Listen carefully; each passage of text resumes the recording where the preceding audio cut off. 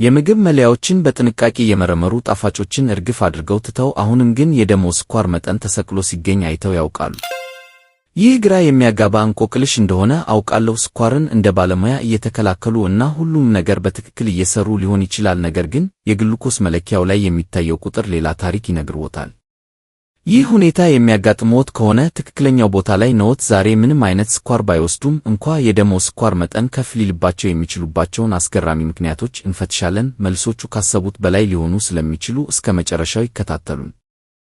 በመጀመሪያ አንድ ወሳኝ እውነታ እንረዳ። ሰውነትዎ የራሱ የሆነ የስኳር ፋብሪካ አለው። አዎ፣ ጉበትዎ ግሉኮኒዮጄኔሲስ በሚባል ሂደት ግሉኮስን በማምረት ረገድ የተካነ ነው። ይህ ሂደት ምንም አይነት ምግብ ባልተመገቡበት ወቅት እንኳ ለአንጎሎ እና ለሰውነትዎ ኃይል ለማቅረብ የተነደፈ የህልውና መጠበቂያ ዘዴ ነው። በመደበኛ ሁኔታ ሂደቱ በጥብቅ ቁጥጥር የሚደረግበት ቢሆንም በተለይም የኢንሱሊን መቋቋም በሚኖርበት ጊዜ ጉበትዎ ከመጠን በላይ ሊሰራ ይችላል።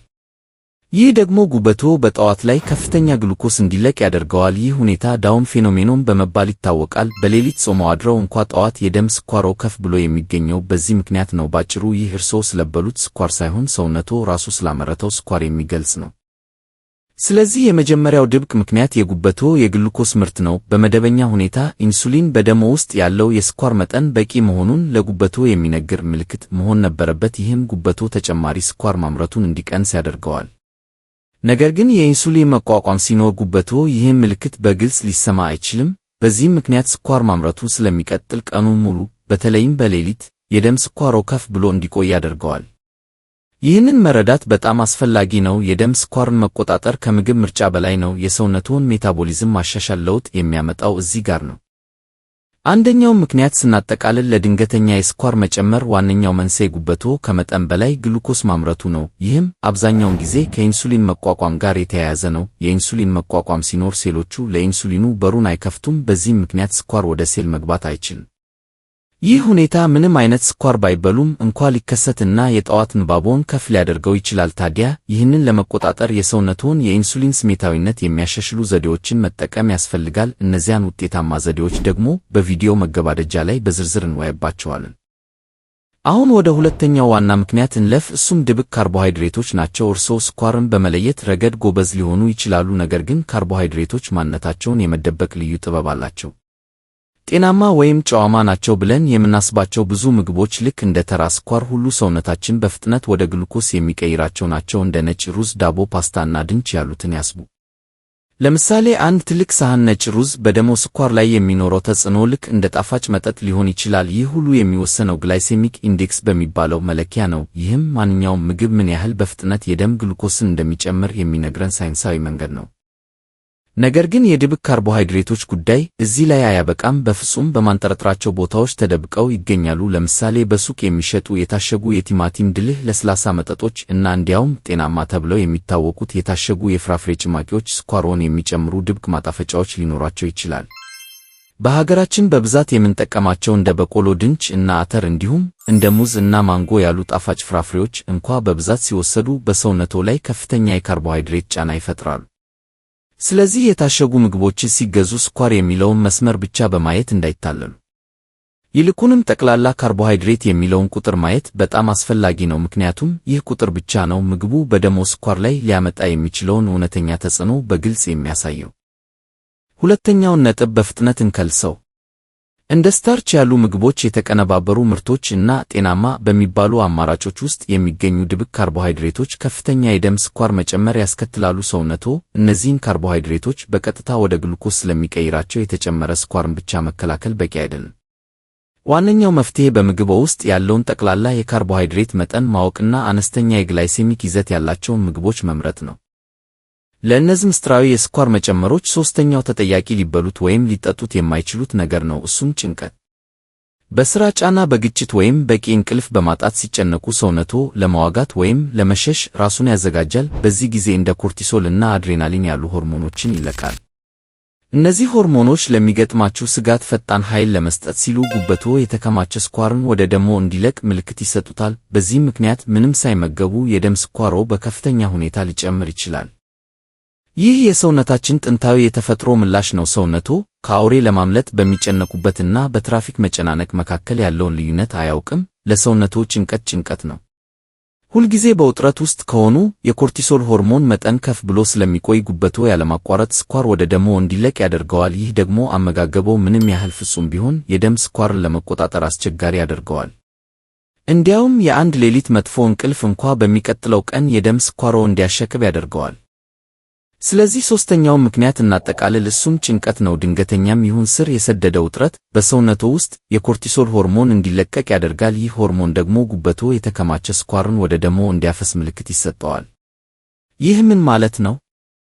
የተረጋጋ የደም ስኳር እንዲኖርዎት የአእምሮ እና የስሜት ሰላምዎን መጠበቅ ልክ እንደ አመጋገቦ ሁሉ ወሳኝ ነው ማለት ነው። አሁን እነዚህን 3 ድብቅ ምክንያቶች ማለትም የጉበትን የስኳር ምርት፣ ድብቅ ካርቦሃይድሬትን እና የጭንቀት ሆርሞኖችን በሚገባ ካወቅን ቀጥሎ ወደ መፍትሄው እንለፍ። ግባችን የተወሰነ ነገር ላይ ብቻ ማተኮር ሳይሆን አጠቃላይ የሰውነትዎን የሜታቦሊዝም ሥርዓት የሚያስተካክል ጠንካራ ስትራቴጂ መፍጠር ነው። የመጀመሪያው ነጥብ የጉበትዎን የስኳር ምርት ለመቆጣጠርና የሰውነትዎን የኢንሱሊን ስሜታዊነት ለማሻሻል የማያቋርጥ የአካል ብቃት እንቅስቃሴ ወሳኝ መፍትሄ ነው።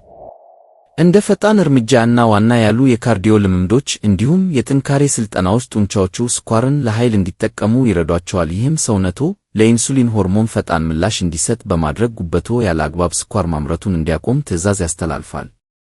በተጨማሪም ከአትክልቶች፣ ከለውዝ እና ከጥራጥሬዎች የሚገኝ በቂ ፋይበር መውሰድ ስኳር ወደ ደም የመምጠጥ ሂደትን ይዘገያል። ይህም ለሜታቦሊዝም ጤና ወሳኝ የሆነውን የሆድ ዕቃ ባክቴሪያ ሚዛን ለመጠበቅ ይረዳል። ሁለተኛው መፍትሄ ድብቅ ካርቦሃይድሬቶችን ለመለየት በምግብ ምርጫው ላይ ንቁ ይሁን። ትኩረትዎን ባልተቀነባበሩና በተፈጥሯዊ ምግቦች ላይ ያድርጉ። ለምሳሌ በነጭ ሩዝ ወይም በድንች ፋንታ እንደ አበባ ጎመን ያሉ አትክልቶችን ይሞክሩ። በነጭ ዳቦ ፋንታ በጥቁር ጤፍ የተዘጋጀ እንጀራን ወይም የሙሉ እህል ውጤቶችን ይምረጡ። እንዲሁም በፋብሪካ የተዘጋጁ ማጣፈጫዎችን በመተው የራስዎን የሰላጣ ሶስ በወይራ ዘይትና በሆምጣጤ ያዘጋጁ። እንደ ጎመን፣ ፎሶሊያ እና ቆስጣ ያሉ ስታርች የሌላቸውን አትክልቶች እንዲሁም እንደ ምስርና አተር ያሉ የጥራጥሬ ፕሮቲኖችን በማስቀደም ሳይራቡ የካርቦሃይድሬት ጫናውን መቀነስ ይችላሉ። ሶስተኛውና ወሳኙ ነጥብ ጭንቀትን መቆጣጠር ለጤናው ድርድር የማይደረግበት ጉዳይ ነው። ለእርስዎ የሚስማማዎትን የማረጋጊያ መንገድ ይፈልጉ። ይህ ምናልባት የጥልቅ ትንፋሽ ልምምድ፣ ጸሎት ወይም ዝግ ያለ እርምጃ ሊሆን ይችላል። ከሁሉም በላይ ግን ለእንቅልፍ ቅድሚያ መስጠት ወሳኝ ነው። በየሌሊቱ ከ7 እስከ 8 ሰዓታት ጥራት ያለው እንቅልፍ ለማግኘት ይሞክሩ። ከመተኛቶ 1 ሰዓት በፊት ስልኮችን ማጥፋት እና የመኝታ ክፍልዎን ጨለማና ቀዝቃዛ ማድረግ እንቅልፍዎን በእጅጉ ያሻሽላል። ይህም የኮርቲሶል ሆርሞን መጠንን በመቀነስ በጠዋቱ የደም ስኳር ንባቦ ላይ አስገራሚ ለውጥ ያመጣል። ያስታውሱ፣ ከመጠን በላይ የመጨነቅ ስሜት ከተሰማዎት ከአእምሮ ጤና ባለሙያ ጋር መማከር ለጤናው ትልቅ ኢንቨስትመንት ነው። የመፍትሄዎቹን የመጨረሻ ማጠቃለያ እንመልከት። የደም ስኳርን ውጤታማ በሆነ መንገድ ለመቆጣጠር ስኳር ከመተው ባለፈ ጠለቅ ያለ እርምጃ መውሰድ ያስፈልግዎታል። አንድ የኢንሱሊን ሥራን ለማሻሻልና የጉበትዎን ሥራ ለመቆጣጠር መደበኛ የአካል ብቃት እንቅስቃሴንና ፋይበር የበለጸገ አመጋገብን የዕለት ተዕለት ልማዶ ያድርጉ። 2 በምግቦ ውስጥ ያለውን ጠቅላላ የካርቦሃይድሬት መጠን ልብ ይበሉ። የተቀነባበሩትን በመተው ሁልጊዜ እንደ ገብስና ጥቁር ጤፍ ያሉ የተፈጥሮ ምግቦችን ይምረጡ። 3 የኮርቲሶል ሆርሞንን ለመቆጣጠር ጭንቀትዎን በንቃት ያስተዳድሩ። ለጥራት ያለው እንቅልፍም ልዩ ትኩረት ይስጡ። እነዚህን ስልቶች በማቀናጀት የስኳር መጨመርን መከላከል ብቻ ሳይሆን ለረጅም ጊዜ የሚቆይ አስተማማኝ ጤና እየገነቡ ነው። ለማጠቃለል ያህል የደም ስኳርን መቆጣጠር ስኳርን ከመተው ባለፈ ከጉበቶ ውስጣዊ ሂደት ጀምሮ ሰውነቶ ለጭንቀት የሚሰጠውን የሆርሞን ምላሽ መረዳትን ይጠይቃል። እንዲሁም ስለሚመገቡት ምግብ ሁሉ ሁልጊዜ ንቁ መሆን የሚያስፈልግበት ዘርፈ ብዙ ጉዞ ነው።